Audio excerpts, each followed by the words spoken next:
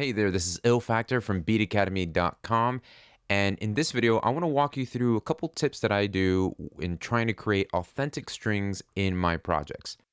So here I have a project, a session with an artist that I'm developing named Renna Jones.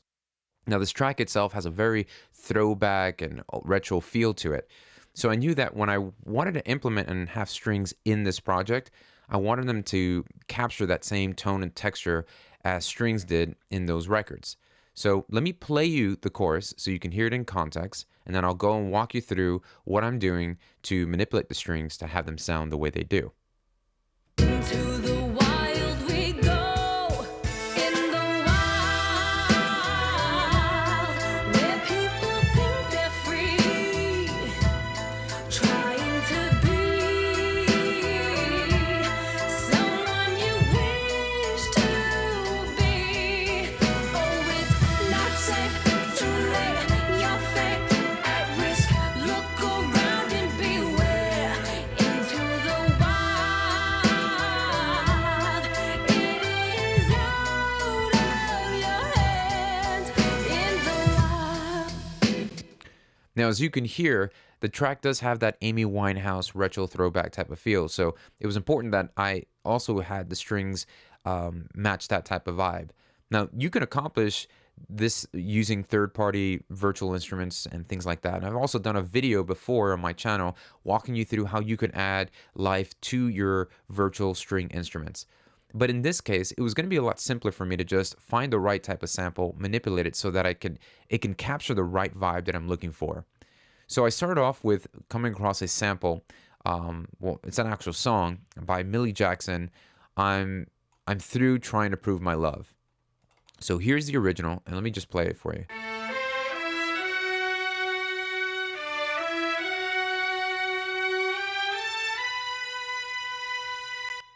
So it's got that nice string run in the beginning, and I would always come across the sample when I'm hunting for other samples and other projects and things like that. So immediately those three notes that I hear, that pickup,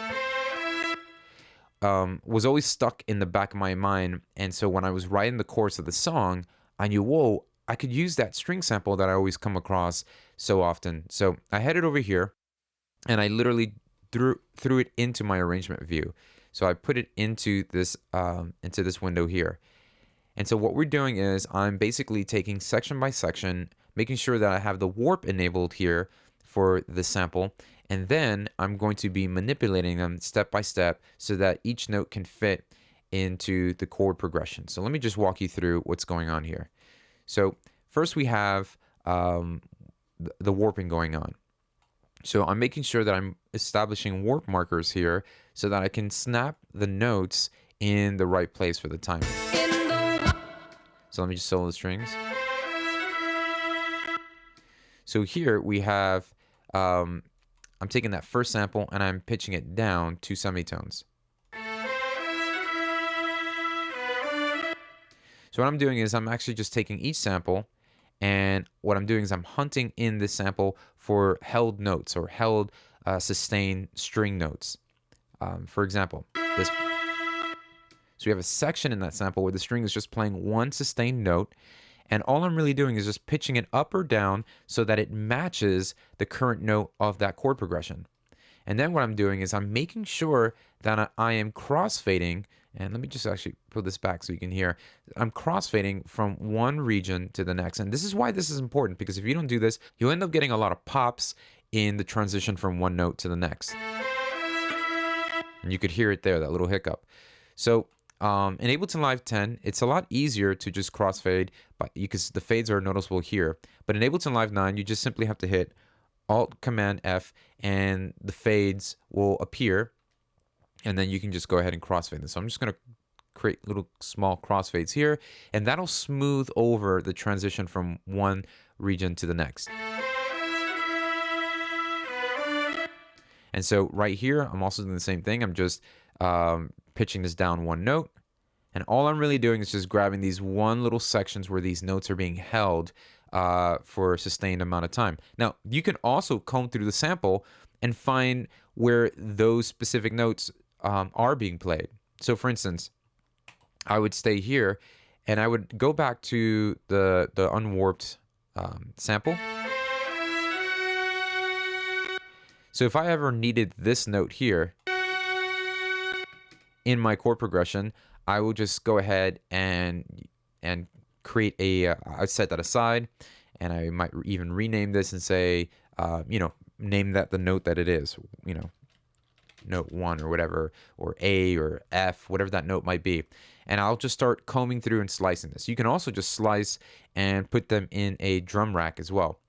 But I'm using this method because it's easier to manage and crossfade and have it follow the arrangement that I'm working with in this chorus. Now for some notes, I'm also extending the warp marker so that it stretches that note out. One thing that's really important that you need to keep in mind when warping or manipulating audio, you do have to be attentive to the algorithm or the mode of warping that you're using. If you simply just warp something and you leave it in beats, like I just did here, let me go put that in beats, you'll notice that the integrity of that sound, especially with strings, will suffer. Right? So I usually would go to complex. So it would do, that it would do its best to, and I'm trying to refrain from stretching notes as much as possible because it makes the warping really noticeable. So I'll undo that.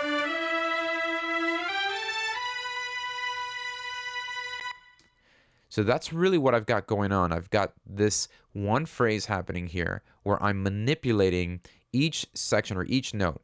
And the key part of doing this is finding notes that are really sustained for at least 1 or 2 beats long. Then you could use that and place them and just simply pitch up and pitch down. So this is what it sounds like as a whole phrase.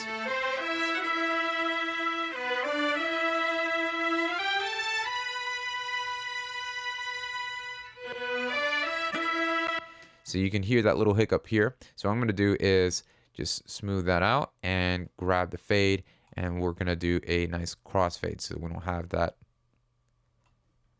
notice little hiccup there, and pick it up from here. And we got to do the same thing here. So it could be a little painstaking, but it definitely goes a long way by just making these small little edits. And then what I'll do is I'll just repeat this over and over. So that is one way that you can manipulate your string sounds to do that. And the great thing is you can also do this by just having great sounding one-shot string samples. So for instance, I can open up my browser, and if I come across here and I type, let's say, a cello, and I go to all results, I'll look for any cello samples or any just one note samples that I might have. Let's find a better one.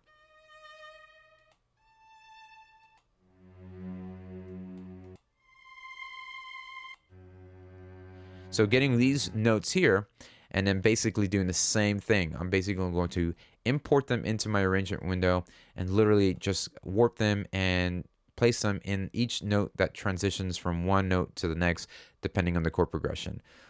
Then what I'll normally do is once I've done that, I could layer it with a virtual instrument just to give some more depth and make it feel like another orchestra. But it all depends on the mood and the vibe of the project that you're currently working on. So in this case, having these 70s sounding strings worked really well because it matches the overall vibe and tone that I'm looking for in this project. And that's how I go about really having samples that I incorporate into my projects really match and fit the overall vibe. And so you can do this yourself, not just with string samples, but basically with any sample for that matter, and manipulate it, tweak it, have it fit in the right place, because those tend to help me capture the overall texture a lot sooner than probably even trying to manipulate third-party plugins to get there. So hey, I hope this video was helpful for you, and as my gift to you for watching this video, I'd love to send you a sample pack that I've created from some of the projects that I've worked on this past year. They span different genres, whether it's pop, hip-hop, EDM, and I've also included some one-shots, some kicks and snares and percussion sounds and transition effects that you can use in your projects right away.